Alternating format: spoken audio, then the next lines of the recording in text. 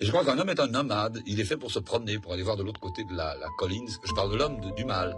Je crois vraiment ça. Et je crois que par essence, la femme l'arrête. Alors l'homme s'arrête près d'une femme, et puis la femme a envie qu'on lui ponde un œuf, toujours. Toutes les femmes du monde ont envie qu'on lui ponde un œuf, et je comprends ça.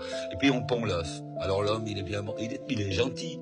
Il calcule infiniment moins que la femme. Je ne dis pas que la femme est méchante, je dis que l'homme est con. Voilà ce que je dis. Et l'homme, il reste près de cet œuf, et alors il faut de la paille en dessous. Alors on met de la paille, l'homme il va chercher de la paille pour mettre en dessous de l'œuf. Et puis un jour il pleut.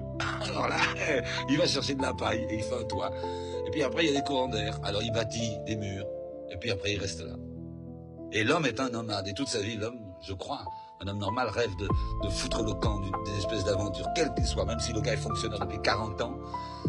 Quand on le voit un soir et qu'il essaie de se libérer un peu, il vous dit « J'aurais voulu être pilote, j'aurais voulu être machin. » Tous les hommes ont envie de faire quelque chose. Et les hommes ne sont malheureux que dans la mesure où ils n'assument pas les rêves qu'ils ont. Alors que la femme a un rêve, c'est de garder le gars.